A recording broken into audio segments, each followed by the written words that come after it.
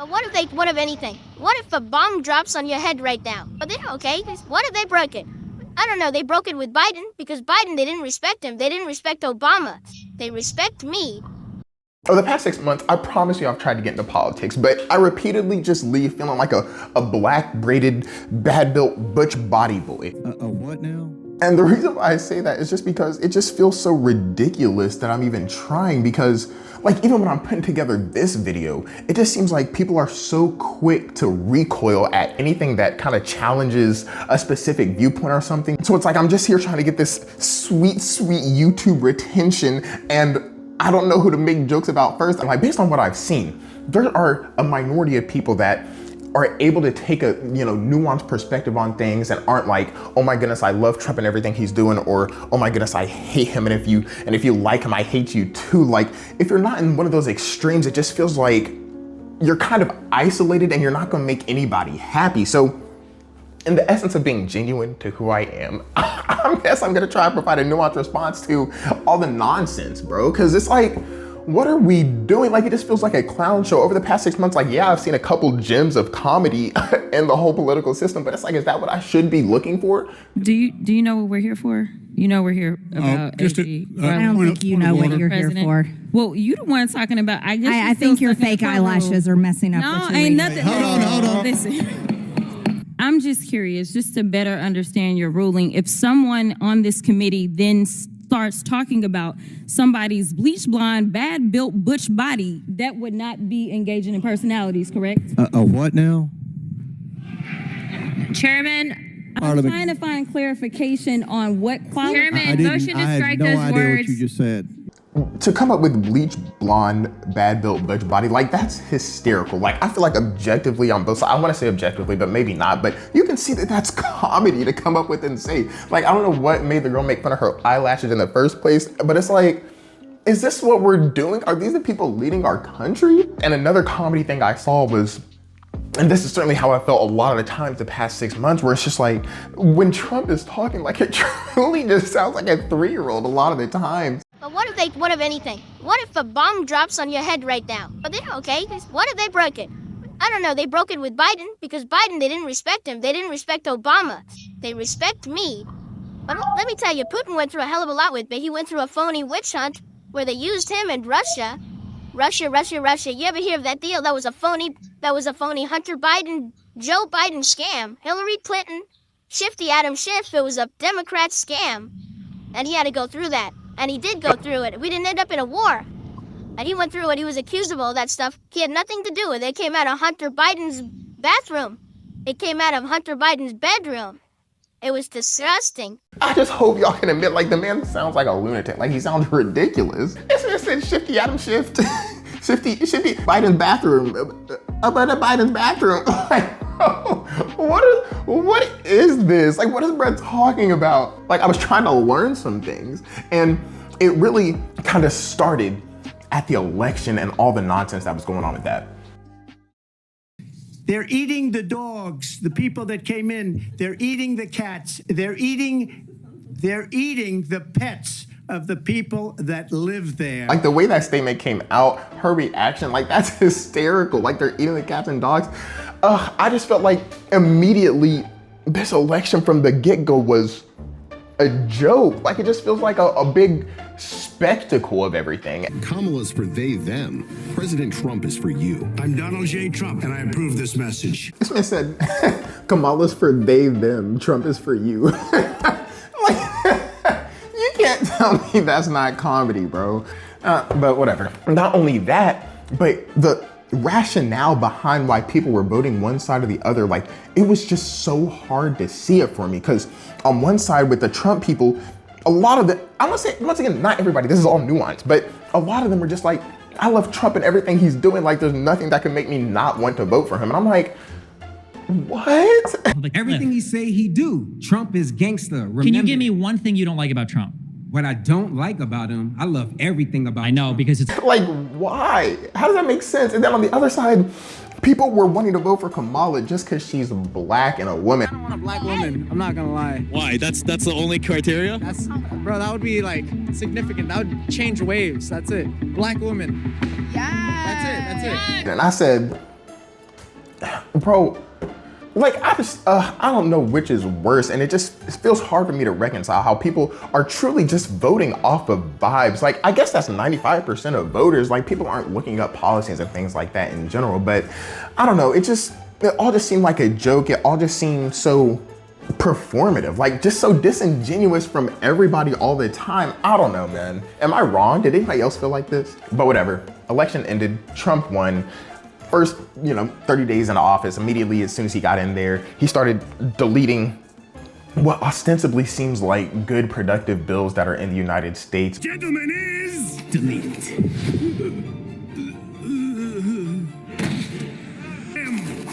Delete. But once again, I said in a previous video, I said, maybe y'all know something I don't, y'all voted for him, so maybe things will turn out okay.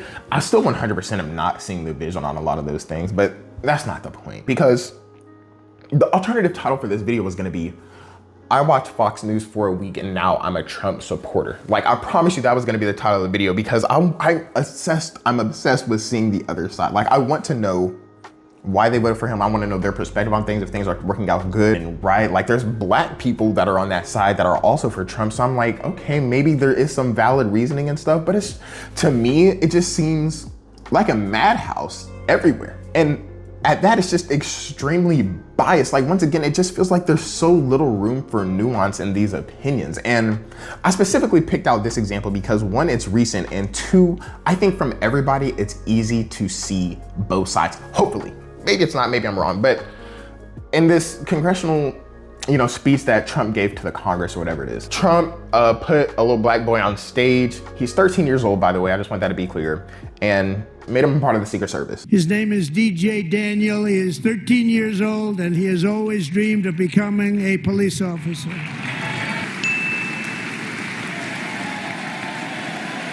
But in 2018, DJ was diagnosed with brain cancer. The doctors gave him 5 months at most to live.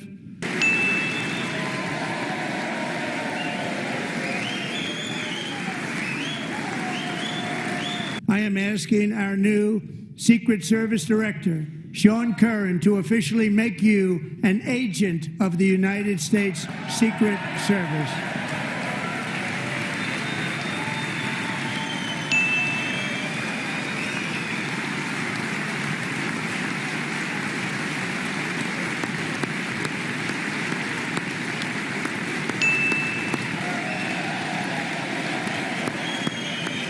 Can we all just take a minute and think, when you were 13 years old, did you want to be held up like Simba in The Lion King and shown off to a crowd like that? Like, it just feels like a lot of what I was seeing in Fox News, I promise you I was watching strictly Fox News, was like, oh my goodness, this little kid, this little child, and I'm like, bro's pretty, like, bro's age, like, at 13, aren't you a freshman? I think I was a freshman in high school at that point. Like, wasn't nobody gonna hold me up like Simba, but once again, I don't know I don't know 100% the man's condition. Like, maybe those brain tumors or the cancer that he had or whatever it was, maybe that stunts emotional growth and like development as far as a human being goes. So maybe like he's actually representing a whole lot younger, like maybe he's actually experiencing life as a younger individual, I guess. But I don't know. I think from the outside you can see just how odd that looks, like you're holding him up.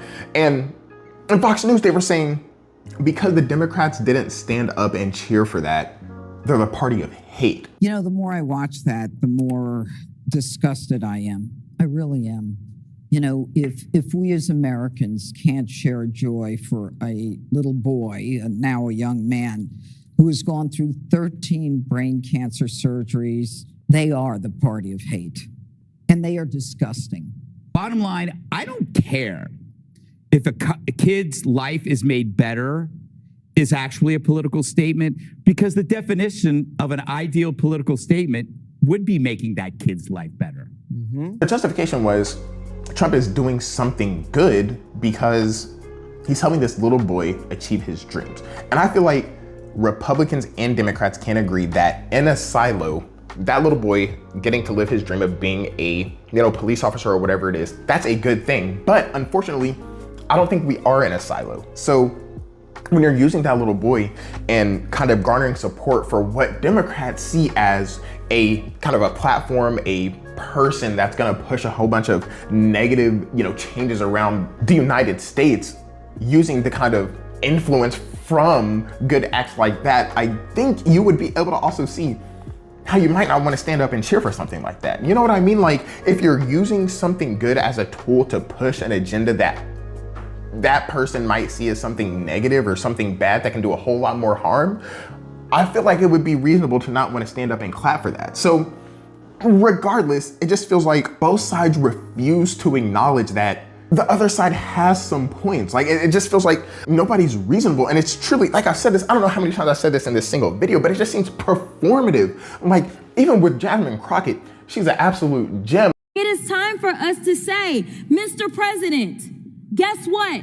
Russia invaded Ukraine. Can we at least agree on that one? Mr. Chair, I got a minute left, but I really want to yield to any of my colleagues and ask them if they will say today, very basically, that when it came down to the war in Ukraine, that it was not Ukraine that invaded Russia, it was the other way around. Is there anybody in here that has enough courage to say that Russia invaded Ukraine? You can have my time.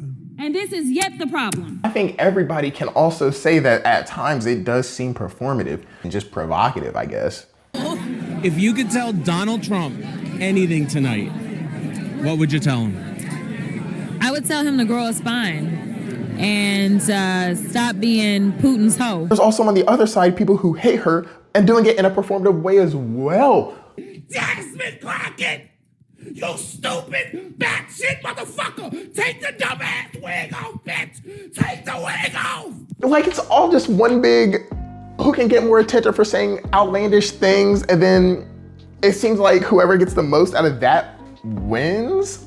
I guess, I don't know. I truly don't understand how it's all working. And that's why, once again, it just feels like, have I been wasting my time? Like, it just feels like a waste of time, because ain't nobody paying attention, don't nobody care to come make amends in the middle. Like, it's all truly just, we're out here just wilding out, it feels like. But look at this kind of clip from a podcast I saw where they were talking about how to get people to agree with your side. I knew that this man was gettable. And I think you got to look at the people that you are, and you go, can you be bullied to my side? And I bullied this man. I bullied him and bullied him. I would drink wine and I would scream at him. And I would bring up everything in my life. And I had other people standing right alongside bullying me. And this man is the most progressive man I know now living in a red state. Congrats. We were able to get him, but there are other people that I looked at and I said, there's no fucking way I'm getting you. Goodbye forever. Wow, Megan, you straight up radicalized that dude. That was and he is a rich, white, older man. Wow. And you know what? He just repeats talking points. And sometimes I'll hear him say something and I go, is that what you meant? And he's like, I never should have said that. Like, he lives in fear of the women around him. Good. And that is, and if you see that there's a man like that, a woman like that you think you can bring them. Megan, it sounds like you need to write a book about how to do this. How to bully Republicans into agreeing with you. Or how to they got to have a good heart. They got to have a good heart. It's like, what makes you put that on the internet and think it's okay? Like, hopefully, once again, I'm begging. I don't know how many people have even made it this far in the video, but I'm begging people to see the nuance in these things. Like, if somebody from the other side were to have said the same thing, like, it just seems to me like, do I have to explain why bullying somebody into taking your side is a problem? And once again, maybe this lady, in the essence of being genuine and being good faith, genuine, I guess is the word, and the essence of being genuine and being in good faith, maybe the lady didn't actually mean bully. Maybe they, really sat down and just had a peaceful conversation. That's not the connotation that I got from it. But in what world do you think it's okay to bully somebody to your side, have them radicalized, which automatically has a connotation of just being kind of nonsensical a lot of the times, and then saying, yeah, I love that I did that. That's a great job. It's like, do I have to explain why that's bad or why we shouldn't do that? I'm not going to, personally, I'm not going to. But hopefully, person watching this, if you made it this far, you can see why that's not okay. Living in fear of the women around him, I'm like, come on, what are we doing? But also from the same podcast, there were a couple very good takes, just as far as how to deal with, individuals that have voted for Trump and things like that. Because if you exclaim that you voted for Trump, they feel like inherently, I saw this, I don't know if I saved the Reddit post on my phone, but I saw that, and maybe it's in the YouTube comments of that video, but it was just like, if your friend voted for Trump, they're not your friend, because it's literally a difference in morals and morality. And bringing it all the way back to what I said at the beginning, I feel like a lot of people are just voting on vibes, truly. And that's also what somebody in this podcast said, like, shout out to her. But in a world where the economy was the number one thing that people voted on, I am also not going to tell someone they were wrong that the last 4 years they have suffered. For all intents and purposes, Kamala Harris was part of the administration. And if they're like, you know what? I just got to try something different. AOC went to her Instagram and asked people who voted for her and Trump why. Look, some of the responses were mutes, but others were like, I feel like you care about me and I felt like he cared about me. And that's fundamentally. And like, truly just voted on vibe, voted for what made them feel good. And it certainly didn't look out for, everybody in the equation. But I feel like a lot of people do just vote based on themselves. And I don't think that inherently makes somebody a horrible person. Like, I truly don't. Don't shoot the messenger. And it seems like a lot of the times people don't get that grace. People don't get that time to have any sort of understanding about the other side or what they're talking about or why they did this or why they did that. And of course, also like this person said, I'm probably not going to include the clip, but she was just like, if the reasoning behind voting for Trump was because they are literally just racist or they are literally just sexist or homophobic or whatever it is, like, of course you can cut them off just fine. Like, nobody has a problem with that. I feel like nobody on either side would have a problem with that. It's so frustrating how it just seems like, it feels like me outside looking in, there's a whole lot of similarities between everybody, but it just seems like less and less of them actually get to come to the surface or come to fruition when everybody's so polarized and so scared to actually think. It just feels like I've wasted the past 6 months of even trying to look into it because ain't nobody gonna change. People just act like one side is just inherently better than the other. And honestly, I just feel so nihilistic at this point. Like, I don't think anybody's going to change opinions. Like, I feel like that's such a rare thing. Like, I don't think anybody's gonna change their opinions. I think everybody's just gonna stay consistently the same. And I just feel like some people think Republicans are better, some people think Democrats are better, and I just think they're both absolutely scam artists all the way around. You guys might wanna think about voting every once in a while. What is voting ever? Why are you coming down? Voting? Who am I supposed to vote for? Am I supposed to vote for the Democrat who's going to blast me in the ass, or the Republican who's blasting my ass? Politics is just all one big ass blast. You're gonna get your ass blasted. Nationwide ass blasted. No more. It's like, truly, everybody's getting blasted. Everybody's getting blasted.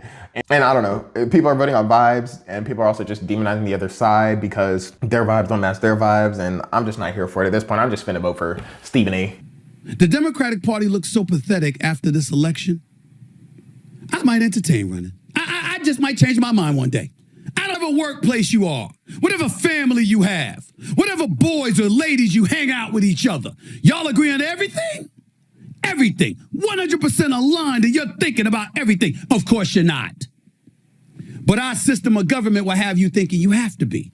All the Republicans vote with one another. All the Democrats vote with one another. Nobody has to do any freaking work. You don't even have to read the policies. All you have to do is ask your sister, how did the Republicans vote? Vote the opposite. How did the Democrats vote? Vote the opposite. That's all you have to do. That's why you got folks in the 80s still in office. I'm gonna vote for Stephen A because, hey man, he said the most reasonable thing I've heard in months.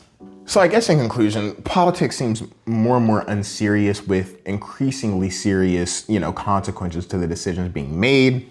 I feel absolutely nihilistic about the entire thing. I just feel like people are gonna believe what they believe. I feel like 99% of people are just voting off vibes. So if you can't beat them at this point, just join them, because even the people that are informed are just so polarized and demonizing other sides. It just feels like there's 99% of the time, there's no point in even having a conversation because ain't nobody gonna change their mind. And once again, man, I just have a black braided bad built Butch body because, hey man, it just sounds like an absolute nut house out here. So man, let's let the world burn, man.